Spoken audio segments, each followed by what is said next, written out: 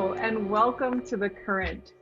The Current is a show where we talk about life change, shifting perspectives, and sparking curiosity. My name is Erin Curren, and I'm the host of The Current. And today I'm delighted to welcome Jon Petruschke, my friend and also a professional therapist, onto the show. Jon's also a poet, and we actually met in an informal writers group in Portland. So it's been many years that I've known you, Jon. Welcome to The Current. Thanks, Erin. It's great being here. I'm sure viewers are curious, as am I, how you got into therapy as an occupation. Can you tell us a little bit about your start in therapy? Sure. So when I was a kiddo, I'd say like late elementary school, junior high, I was not a big fan of going to school. I started having a little bit of anxiety about going to school. And you know, my parents sort of wisely recognized that they didn't quite know how to like get me out of this spot where I was basically scared of going to school. So they hooked me up with a psychologist who I started seeing, a therapist who was a great guy. And I saw him for several years throughout my school career, like, you know, around a variety of topics, just, you know, kind of adolescent stuff. Yeah. And it was a very positive experience. And it was like, I want to do this. I would enjoy this. I think I'd be good at it. Wow, you know, I never knew that story, and I think that's I've heard similar things from doctors and folks who go into the health field. It's like they have some influential, you know, or teachers, you know, you sort of go into teaching for that. So it makes sense. I just didn't realize that was your connection. And so more recently, you've sort of launched your own private, would you call it a private practice? Yep. And you're doing that right in downtown Portland until, of course, we all went into quarantine. Yes. Yeah. So yeah, I opened my private practice. I've worked for 20 years or so in the mental health field, over 20 years in various agencies and various positions. And then I believe it was 2017, I finally decided to go into private practice, and I have an office right at Monument Square in downtown that I love. And then, yep, middle of March hit with the pandemic, and I shifted everything to my home office where I am now. And I've been doing all my sessions just like this online with folks. And I know from speaking with other health professionals, whether it's mental health or physical health, or it's all kind of related, but that telehealth sessions are sort of less than ideal. How have you been adapting to this shift? How has it been like for you personally, for what you're hearing from your clients?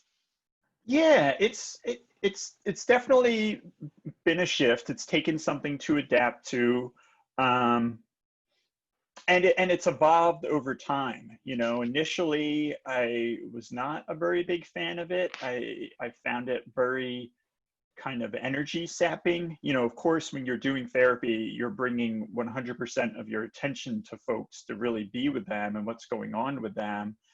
And doing that in person is, for me anyway, I find much more easy than doing it online like this. You know, I'm trying to pay attention to the camera to give a sense of eye contact rather than staring down at the image of a person. And I'm hearing that from other therapists as well. So it's definitely like building my attention muscles. So whenever I shift back to in person, it'll probably be like a snap. It'll be so easy. But yeah, and I feel like the folks I see, it's been kind of a mixed experience for them. Certainly the most frustrating is when the technology doesn't cooperate, but there's a convenience factor to it that I think a lot of people appreciate and like. So it's kind of all over the place. Yeah. Well, I'd love to talk a little bit more in depth about the kind of therapy you do. I know this is a time when a lot of people are struggling. I mean, I've had my ups and downs, honestly, with being socially distant. I miss hugging my friends. I miss, you know, the freedom of coming together and just being, like you were saying, in relationship in person. So this, I know you incorporate a lot of mindfulness and some, you know, perhaps visualization or breath work techniques. Can you talk a little bit more about how you approach someone who may be coming to you with depression or anxiety? I mean, I know it's a big, broad question, but maybe just touch on some of the techniques that you've found most useful. Yes, yeah, I'd love to. So the approach I use is called acceptance and commitment therapy, and it's a combination of CBT, which stands for cognitive behavioral therapy, which probably most people who have any sort of experience with therapy have heard of. It's a pretty widely used approach. And then in addition to that are the mindfulness elements that you mentioned. So with acceptance and commitment therapy, or ACT, as it's called, yeah, with someone coming to me with depression or anxiety, so there's a few things I would talk about. You know, one element is there's something called amplification, which has been scientifically shown to exist. And amplification in the psychological context is if a person is experiencing upsetting thoughts or upsetting feelings like anxiety or depression, and those thoughts like I'm no good or something terrible is going to happen. In the idea with amplification is if you're having those kinds of thoughts and feelings and you're trying to resist them or trying to control them or fight them or push them away, they're going to get worse. They're going to get amplified. The thoughts are going to dominate you more. So the alternative is, how do you find ways to accept them? How do you find ways to turn towards them and to lean into them rather than away from them? Which is a lot easier said than done. At first, it kind of makes sense, but then when you try it, it can be a bit challenging. So that's kind of a jumping off point. Yeah, and for me, when I'm hearing you say that, it's almost like my instinct is like, no, don't do that. Don't go there. You know, right? It's like, I want to say that's scary, or I just like think about something else, distract. You know, I do want to just push it aside, any negative or fearful thought I'm having. But you're saying turning towards, obviously, it helps to have a professional to work with to help you, like, kind of keep on that line, or be guiding or somehow containing the process. Exactly. And there's a lot of different ways to do that. But yeah, like you said, your gut reaction is like, I don't want to do that. That's terrible news. And it makes sense. You know, we learn to avoid pain, to be pain averse, right? You Right. accidentally, as a little child, touch a hot stove and get burned. You learn to keep away from the stove, to give it, you know, a lot of space when it's turned on. Yeah. We try to apply the same logic to painful thoughts and painful feelings. Oh, that hurts, and I want to keep away from that stuff, but it doesn't work. It doesn't keep us, you know, it's not an effective strategy. So yeah, so another piece obviously is just some context. It's keeping in mind that all thoughts and all feelings are temporary. They're ephemeral. You know, they're like clouds in the sky, constantly changing and morphing, but they don't last forever, and they can't hurt us. You know, they're uncomfortable, but they can't hurt us. But they're experiences we're having, and we sometimes make the mistake of over-identifying with it, like I'm anxious, or I'm an anxious person, versus I'm experiencing anxiety. I'm having a feeling of anxiety, and it's going to pass. And when we look at it in that latter way, we're able to sort of separate from it and look at it as an experience we're having, rather than, you know, overly identify with it and have it kind of dominate our experience. Yeah. I really appreciate you talking about that, because I think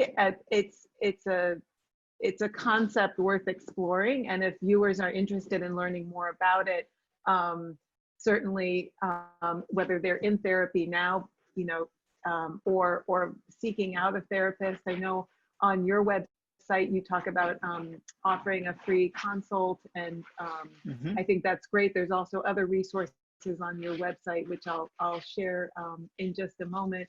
But I'd love to touch on, you know, clearly there's this lineage for you from the benefits you received from being in therapy as a young person to now being able to give back as a therapist. And I'm sure that must be part of why you do it. It's nourishing to you.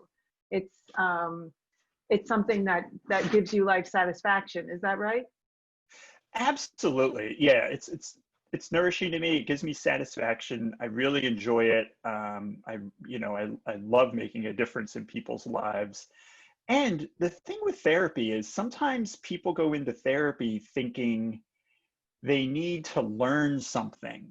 And therapists aren't really teaching coping strategies or how to handle this stuff as much as reminding us of ways of dealing with these things that we've sort of forgotten. You know, a lot of us have, all of us have like a wisdom in us, and we just sometimes forget about these things for a lot of different reasons that I could talk to you about for hours. But suffice it to say, yeah, it's really like being reminded of how to handle challenges in life. And so I get as much talking about this stuff, you know, as my clients do, because I'm reminding myself and I'm sort of retraining myself. You know, it's a little bit like going to the gym for your brain and your psyche being in therapy. And, you know, we can all use, you know, a tone up and to strengthen those muscles. If you know, if we neglect them, they get weaker. So, yeah. Yeah, I'm reminded, you know, that I teach a movement practice called Nia, and we're always talking about the body's wisdom and listening to the Yes. body and tapping Yeah. into that, you know, it's in our cells and it's in our bodies. We just don't always pause long enough or slow down to listen and to respond and give the body what it's asking for. And just like you as a Nia teacher, I receive the medicine that I'm also delivering through class. And so I think it's wonderful to have a passion in life. And I'm curious, because this is on the Current, we like to talk about not only what nourishes us and sort of life passion, but challenges we face and how we can kind of navigate those and go with the flow and be in sort of embracing change as we grow through life. And sometimes people, I saw on your website, you have this beautiful introduction on your homepage about getting stuck, and sometimes we all get stuck, Thanks. you know.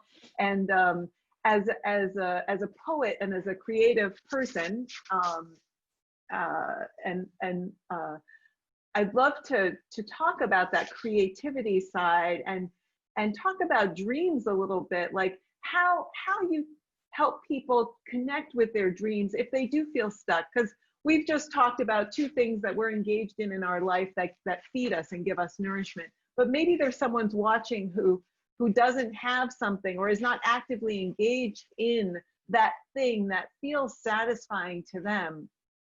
Mhm. How do you, I mean, I know that this isn't a therapeutic session, but I'm curious how you do connect people with these kind of long lost dreams they may have for themselves, or visions they have for Mhm. themselves, or times that they do remember being happier.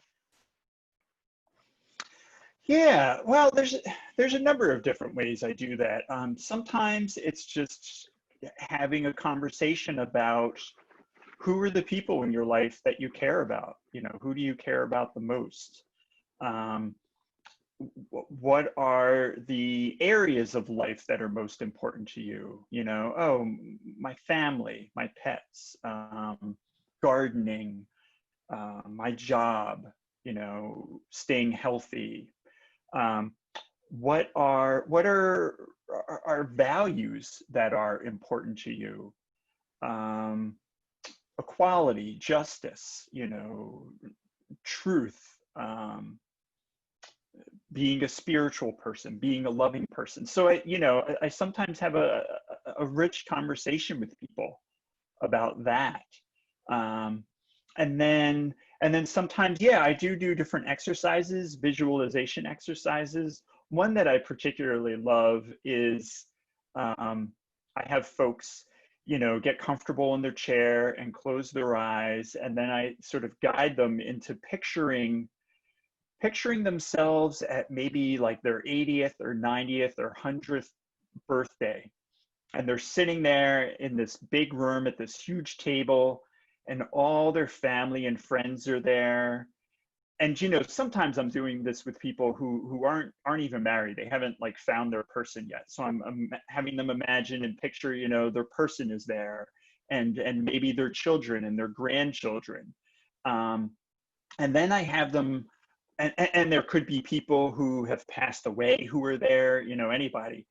And then I have them picture those people speaking to them about what they've accomplished in their lives, what the client has accomplished, and what they're proud of that the client has done, or what's really impressed them. And so it kind of, again, it like moves you into that wiser part of your mind. It's like you can kind of let go of some of your everyday, my boss, he's such a jerk, and kind of get in touch with like, the bigger things that are guiding us in the background and that we care about.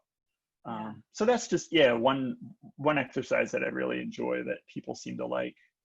Yeah, I love that. And I got chills, I got goosebumps listening to you.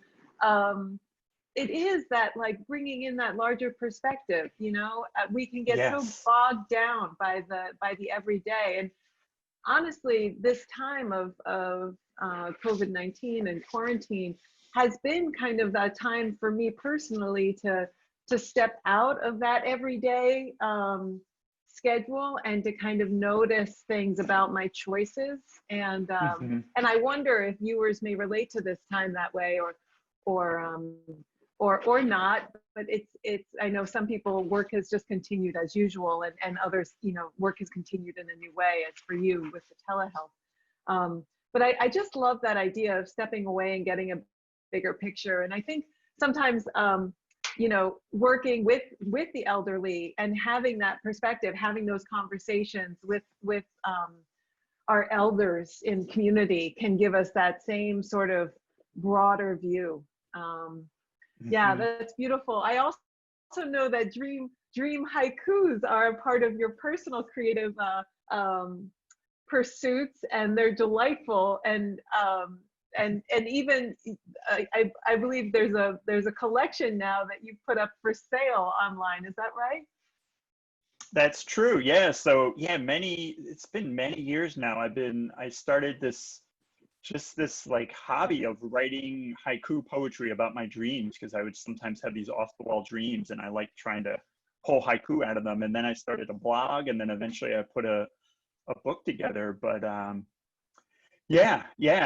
just, it's, we spend a third of our lives asleep, and a lot goes on there. Right. And having outlets, like having creative outlets. I love to ask folks like what types of creative outlets they have, and encouraging that. And that was an example of for you, what I see as one of your creative outlets is writing and poetry. And I wonder if you have others that you'd like to share with viewers, or if there are other things in your life that nourish you. Yeah, that's a great question. And it is so important, especially in times like these. I do. I like to do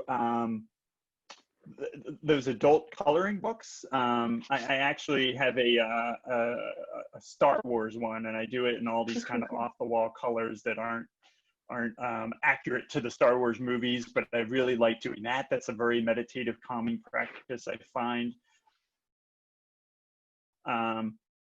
As the pandemic began, my wife and I, it got pretty clear that like we needed to generate some fun activities to get through this. And so we came up with a game of walking and or biking every single street in Portland. Oh, wow. So we've been doing that for a few weeks now. We printed a map. On Friday, we went out to Peaks Island and we did a whole bunch of the streets out there, because Peaks is a part of Portland. But yeah, so we've just been, and that's been fun, just walking and exploring all these streets that we've never been on before. And it almost feels like we're traveling when it's a time when travel is so challenging. So Right. yeah. It's like what's right outside your doorstep, taking that time to notice the details and notice the things that we just rush by in our everyday. Yep. I need to fly to the other side of the country, or I need to travel abroad to see something, to learn something. And it's like, actually, I just need to slow down outside my front door. Slow down, right? Totally. Yeah. Yeah. Yeah. Yep. Well, as our time comes to a close, I want to just give you the opportunity, Jon, to express anything, share any resources. Oh, that reminds me, I do want to, before we even do that, go to your website and just share and show folks what is up here and available. There's a blog that I really would encourage folks to look at. All of these are links to longer articles. And I also found on your website a great page of quotes that were inspiring to me, and just would encourage folks to check out those as well. And of course, your contact information is on the top of your homepage. And I just wanted to share that so folks would know that there is a place to learn more about you online. Thank you. Yeah. And so in closing, is there anything you'd like to leave viewers with in terms of additional resources besides your website, or just questions you're pondering, or I don't know, it's really wide open. Yeah, well, there's a lot of great therapists in Southern Maine. I mentioned earlier that I've been talking to them through all of this, and yeah, I mean, I strongly encourage people, if you're, if that's something you're considering, to give it a try, and that not all therapists are created equal. I always say that, if a lot of times people have seen someone and they really didn't like it and kind of turned them off to the whole experience. And I encourage you to give it another try with someone else if you're, so inclined. There's a lot of different therapists that use different approaches, and we all obviously have different personalities and everything else. Yeah. But yeah, I mean, I think one of the things that I've just been really thinking about lately and through these really challenging times is just, like you touched on, Erin, slowing down and just trying to be present. And just, there's so many things that are out of our control or that are happening right now and that are upsetting. And it's like, okay, what's in my sphere right here? What's in my room right here, or in my house, that I can make a difference with, or be involved in, or just notice and pay attention to. It's one of the things with mindfulness is it's the difference between being in your head with your thoughts, like on the inside and the internal, versus the external, being out in the world. And whether that's things that are very close to you or further out. But when we're in our heads paying attention to our thoughts and feelings and all that stuff that's going on in there, we can't be 100% present to the moment around us. And not that one is better than the other, but we spend a lot of time in our heads, a lot of us.